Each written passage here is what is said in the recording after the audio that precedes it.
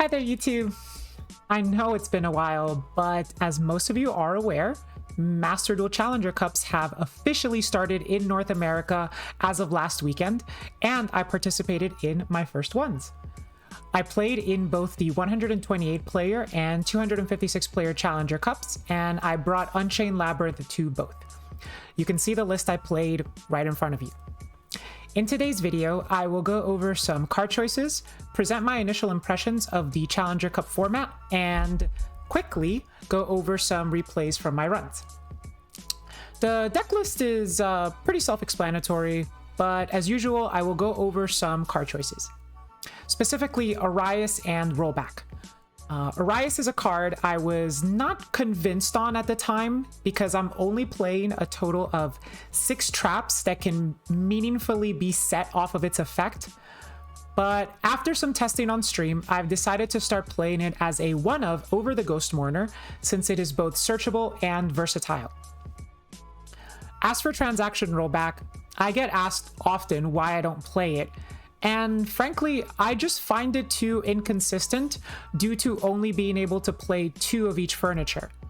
Instead, I'm choosing to play Called By and Crossout, as they not only allow me to play through Ash Blossom, but also Maxi, and the Unchained version of Labyrinth actually does special summon several times over the course of its combo. Moving on to my impressions of the Challenger Cup, I love them. I'm so excited to finally have official Konami tournaments in North America, and you best believe I will be playing in many more to come. I liked the tournament format of best of 1 Swiss and best of 3 Top Cut, and having access to your entire card pool is just so incredibly Master Duel. The 20-minute Swiss rounds allow the tournament to proceed at a brisk, smooth pace, and all of my games were able to come to a conclusion before time was called. That said, there is one piece of criticism I do have: the number of rounds and top cut spots versus the total number of participants. Let's go over the math in front of you. For the time being, 128 player tournaments are comprised of 5 rounds of Swiss and a cut to top 8. This means that only 20% of X1s will make top cut. Also, because there can be no draws in the Challenger Cups, these numbers are, barring the exception of dropped players, pretty consistent. It is actually possible to be undefeated going into the final round of Swiss, lose that round, and then not make top cut. This does not feel good. On the flip side, 256 player tournaments are comprised of 7 rounds of Swiss and a cut to top 16, which means 100% of X1s will top. The issue here is evident. Ideally, the 128 player tournaments should have more rounds of Swiss in order to avoid this disparity. And finally, let's jump into some replays. This first replay is up against Kash Snake-Eyes. It took place in the feature tables, so I cannot show you my opponent's hand in the replay, but my opening hand is Ariana, Lady, Imperm, Big Welcome, and I'm going second. My opponent is going to start off their turn by special summoning Fenrir and activating the effect. Kash cards right now are most commonly used as a small engine in Snake-Eyes decks because they not only soak up hand traps, but they also give you play should you get hand trapped. So don't take the bait and don't imperm cards like Fenrir or Unicorn at the moment, because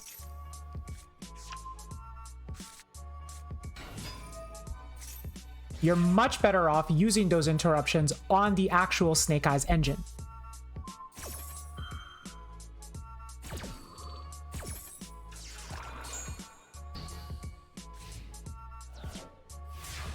Now, unfortunately, I was not able to summon out Lady during the end phase, as that would trigger Fenrir and then it would just get banished.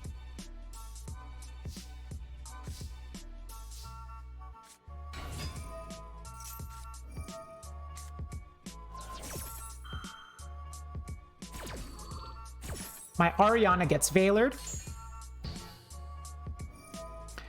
And it gets banished face down with the Fenrir. So I just activate Chandraglier, set a welcome, special summon the lady, use big welcome to bounce back to Fenrir. My opponent has a monster, so they're not going to be able to special summon it again.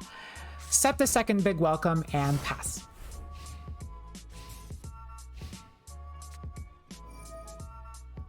My opponent is going to start by activating Original and sending the Snake-Eyes Ash. So they are starting play without their normal summon.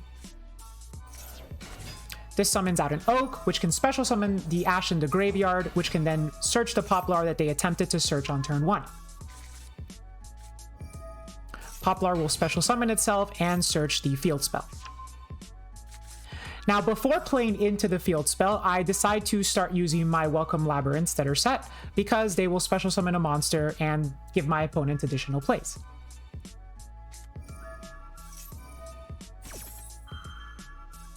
Off of my lady, I choose to chain a Daruma Karma Cannon, a very strong card when you want to stop your opponent's turn.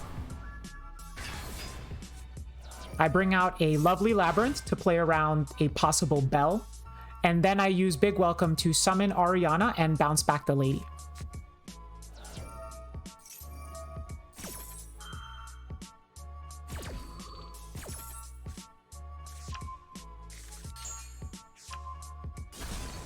I'm able to rip the Fenrir that I bounced earlier and search a Ku Klok. I then immediately use the Ku Klok so that I have access to Daruma whenever I like.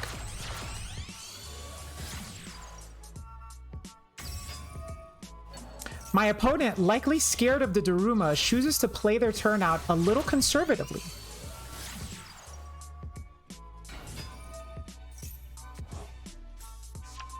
They attempt to just establish some follow-up and end on a Heat Soul.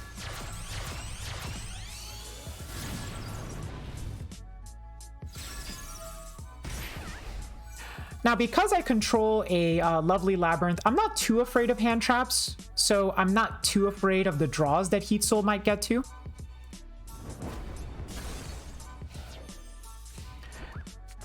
And in the end phase, after my opponent sets a card, I special summon the lady, and they trigger their temple to then summon out the Flamberge.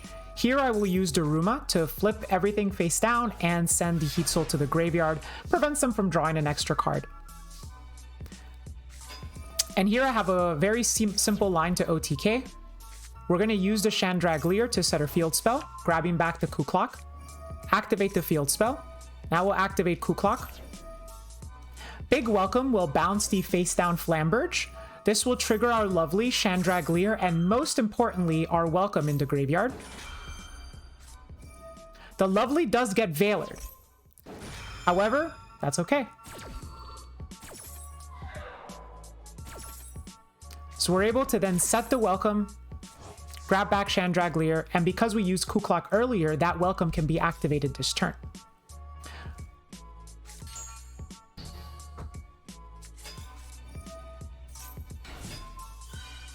We're able to pop the temple with our own field spell, which prevents our opponent from summoning Poplar, and then that is going to be 7,400 damage to our opponent's 7,000.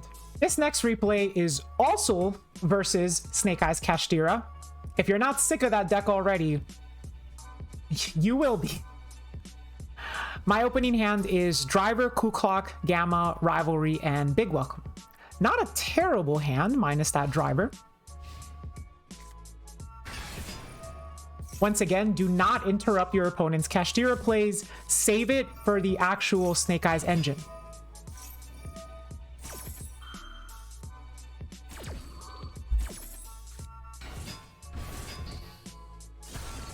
Now, one of the things that I love about playing Labyrinth is that while these Kashtira cards are popular, I don't really have to be afraid of a Unicorn ripping my extra deck because I hardly use it.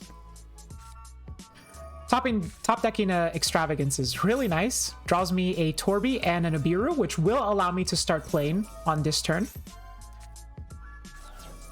Now, notably, banishing that Angel does mean that I have now lost all of my Chaos Angels, but that's okay.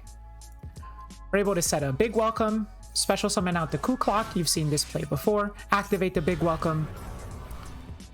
We're going to summon out Lovely, bounce back the Ku Klok, and trigger some Chain Links. Our opponent will respond with an imperm on Lovely. That does hurt a little bit. But we're able to summon out the Torby. And because we haven't normaled yet, we can normal Ku Klok, link these two off into an Unchained Soul Lord of Yama. Grab Shavara. Here I set a big welcome, and I go Shavara to pop that big welcome, since I'd just rather have it in the graveyard. I'm able to now clear the field.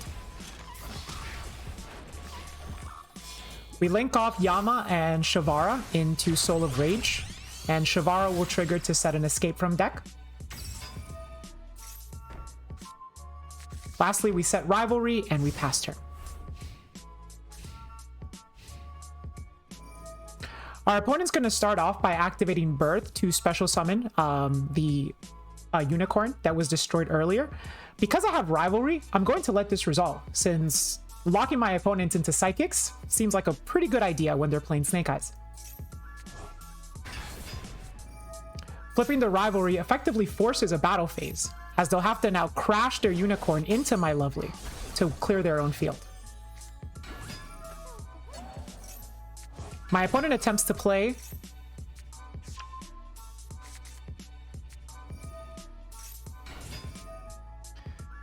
before succumbing to the Rivalry. That being said, while the Rivalry certainly was strong, I'd just like to point out all of the interruptions that I do have up my sleeve because of the Unchained cards.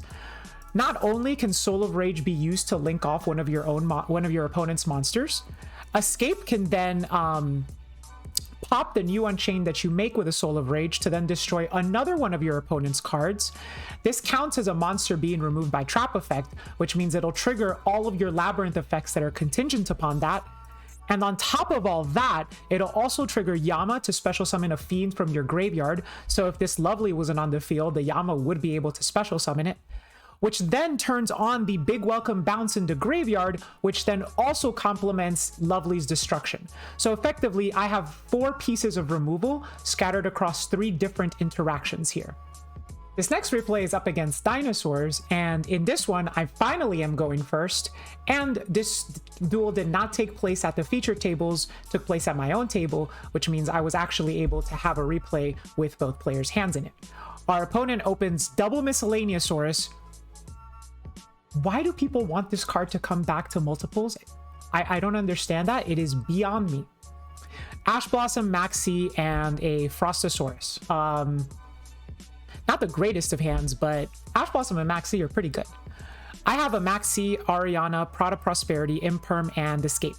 Escape is the one card in the Unchained Lab deck which I would consider to be a hard brick. You really don't want to open this. It's still usable if you open it, so I guess it's not a hard brick technically, but it certainly feels like one, because you don't even want to pitch this card off of furniture. And unlike Shavara, which can help you like dodge an Imperm or something like that, Escape effectively does nothing unless you are able to do your Unchained combo. So I start off by activating Pot of Prosperity.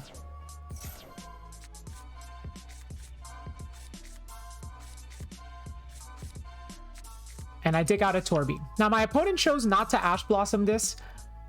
I'm of the opinion, especially in TCG, that you should always Ash pot cards if you're playing against Labyrinth. That being said, in Master Duel, Gamma is at 2, so I understand the fear of not wanting to Ash a pot card. But had they Ashed, my turn would have looked a lot different.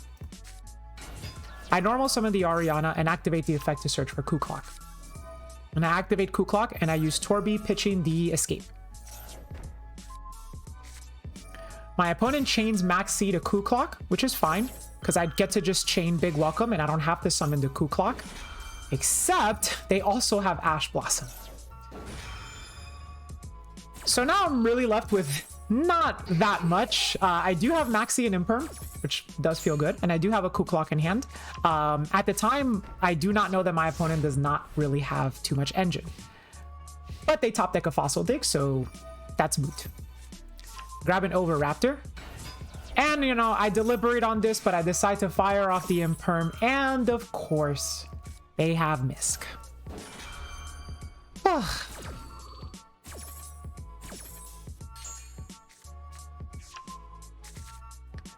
So I will chain my Maxi to Miscellaneousaurus here. And my opponent chooses to actually play into it, which is a choice that I definitely agree with and respect. You have a battle phase. Your opponent is playing Labyrinth, which means they are going to have hand traps, but barring something like a Nibiru, there's really not a lot you're going to lose to, especially after having resolved Misk. So I'm just waiting, biding my time for the opportunity to use Nibiru when it could actually do something. My opponent makes Barone and Elf. So those cards are in dinosaurs. They activate Double Evolution Pill. I'm going to Ash that. And that's going to bait out the Barone.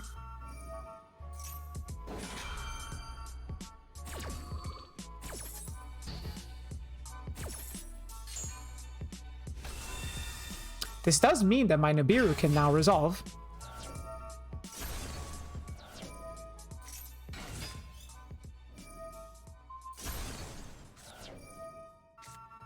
So I activate Ku-Klok. I use Nibiru. I activated Ku-Klok first because I wasn't sure if I was going to do Chandraglier pitch Nibiru. I ultimately decided not to. As the Nibiru was only going to tribute Barone and Elf, so the stats of the token were not really going to be that relevant, and I appreciate having the body on the field.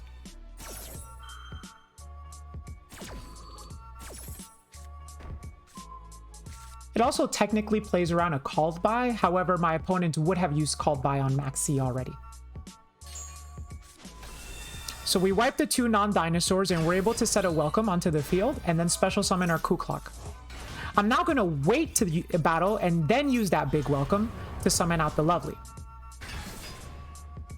Which then allows me to use Big Welcome in Graveyard to bounce back the UCT because we're in battle, no longer in main phase, so Miscellaneousaurus does not protect. I'm finally able to clear the field of these pesky dinosaurs while also spamming the field with my own monsters.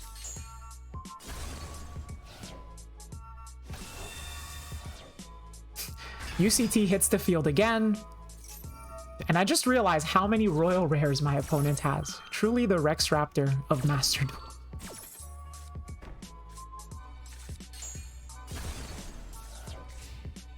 Now, I have a handful of cards. I have a lot of plays available to me on this turn. Really, the only thing I need to play around is a possible second copy of Miscellaneousaurus, which they do have. And an easy way to avoid that is just going to be to pop the UCT in battle phase. So my opponent immediately flips down the Lovely. But then all I have to do is just normal summon a Labyrinth monster, threaten battle, and they know that I can just pop the UCT in battle. Miscellaneousaurus will not resolve and reestablish control of the game.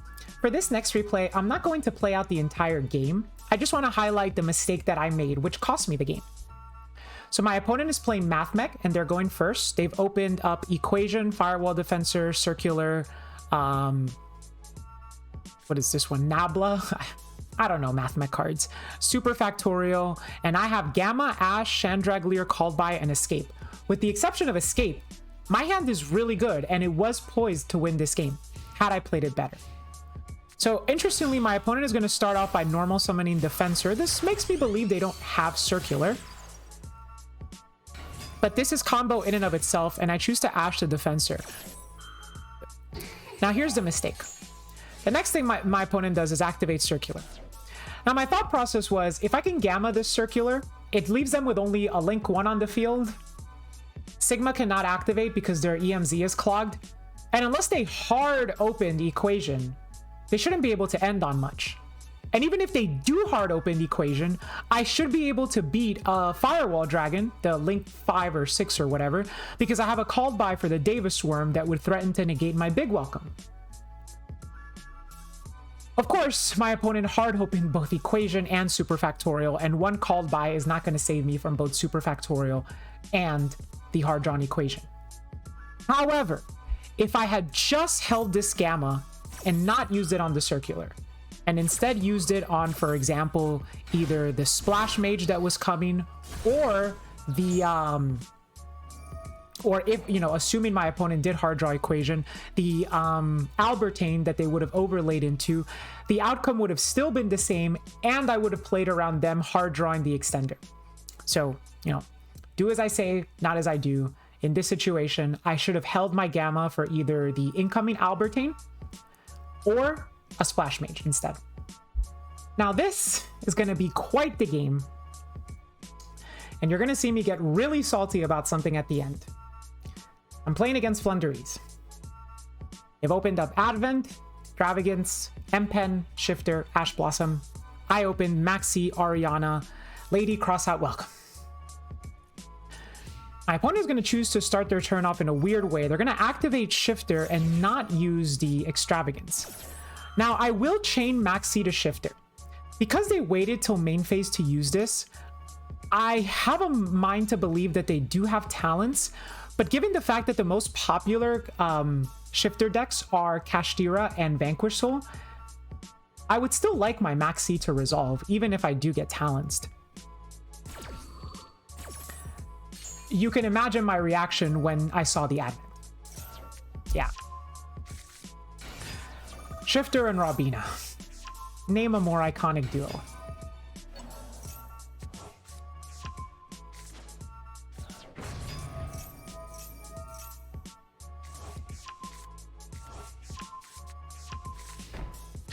So my opponent sets the Extravagance and sets Dreaming Town. I don't have a read as to what this could be, and Extravagance is the last card on my mind that it could possibly be. On my turn, I draw Daruma. Not a bad draw. First, I threaten Battle to try to bait out my opponent's Dreaming Town, but they don't take the bluff. So I just proceed to normal summon Ariana in main phase 2, which gets met with an Ash Blossom, but it's okay. I have called Crossout. Now here, because I like all of the cards in my hand, I'm going to choose to just grab Big Welcome straight up instead of going for a Furniture. And because I know what's coming, I'm going to set Welcome and attempt to end the second main phase. This will try to bait out my opponent's Dreaming Town. So my opponent falls for the bluff. They use Dreaming Town. I'll do Flundery Shenanigans to go to Mega Ryza and put back the 2 cards that I'm ending on, as well as putting back their own Shifter to the top of their deck. But now that that's done, I can set the 2 cards that I actually care about and then special summon the Lady before ending my turn.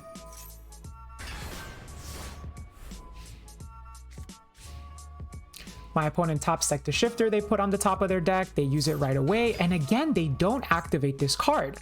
So once again, Extravagance is the last thing on my mind. They're going to now set up Avian and add back the Dreaming Town.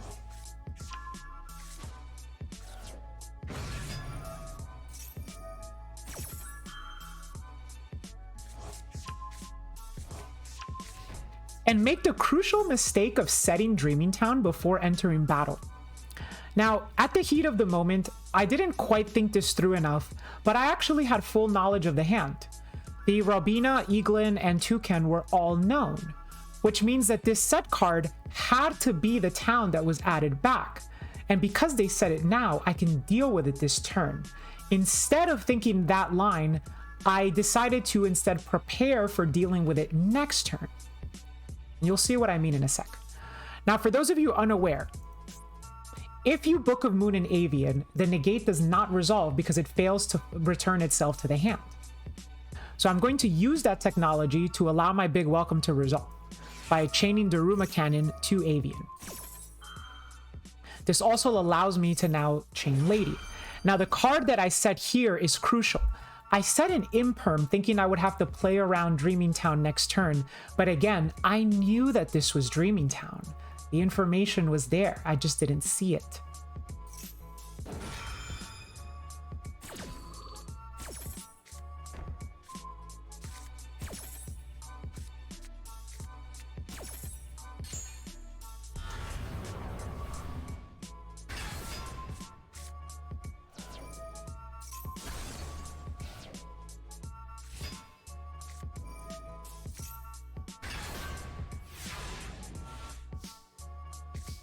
On my turn, I draw a called by, I normal summon the Ariana and grab a big welcome. I'm still under shifter, by the way.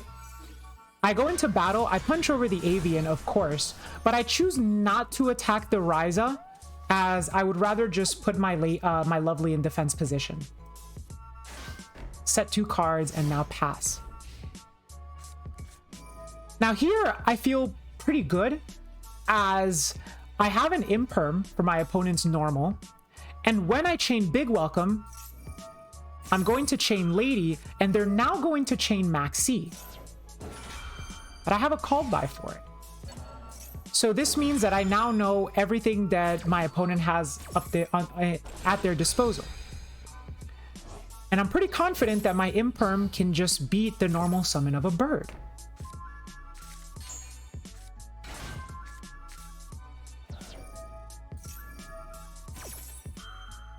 So I'm going to use Lovely to pop the face down M-Pen. I draw into a rivalry, which doesn't do anything against Flu.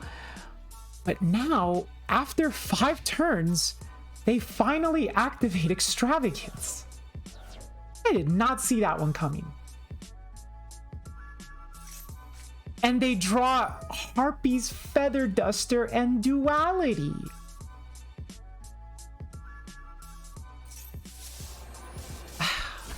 Needless to say, that's the end of the game. And for this last replay, I'm playing against Rika Sun Avalon, and I'm going first, fortunately. My hand is not heavy on engine, but I do have some really good non-engine in this hand. And that's why I like this replay, because it showcases how to properly use your non-engine. So I'm just going to activate the field spell, set 2 cards, and pass. Pretty humble, but effective. My opponent is able to start off with Unexpected Die. We're going to use Maxi, and they're going to cross it out. Okay. They're saving their Ash Blossom for a possible welcome trap, so I respect it.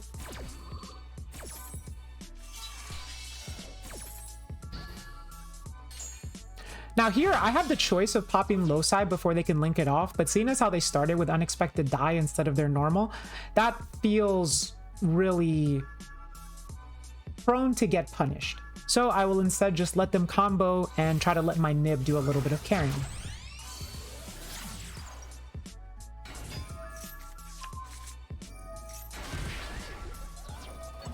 So I grab Sewing. You know, we've all seen Sun Avalon before. And once I finally see the Jasmine, I will now drop the rock. Don't let me polish the rock. Orlando will sweep you like I missed the white. My opponent has Con, and they're able to tribute my Nibiru for Snowdrop. This summons both itself and Princess. But now the game state is getting simplified. So finally, I activate Welcome. My opponent chains Ash Blossom, the last card in their hand. Fortunately, I have a called by for it.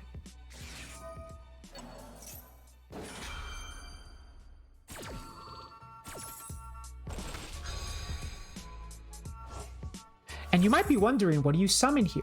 Well, when the field spell pops a card as part of the trap's resolution, it counts as the monster being destroyed by a trap card. So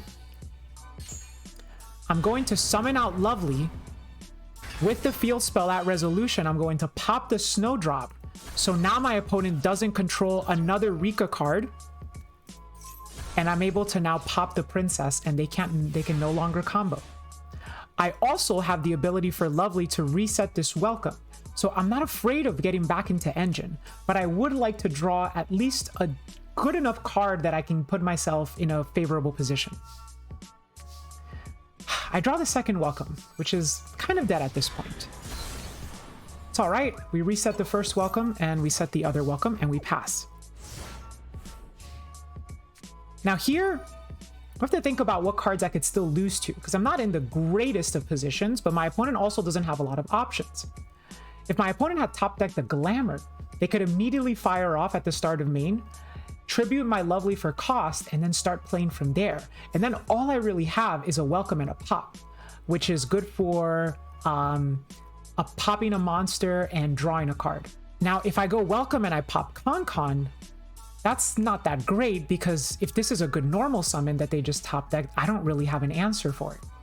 So instead, I'm going to use Welcome in draw phase, summon out a Torby, which is a furniture that I don't have access to, and then pop it with the field spell. Don't forget the field spell can pop your own cards.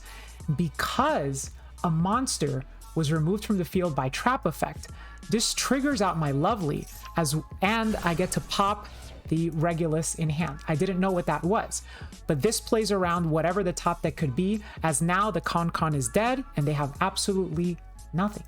So this video has gone on long enough, but I haven't made one in a while, so you'll forgive me for the length, please.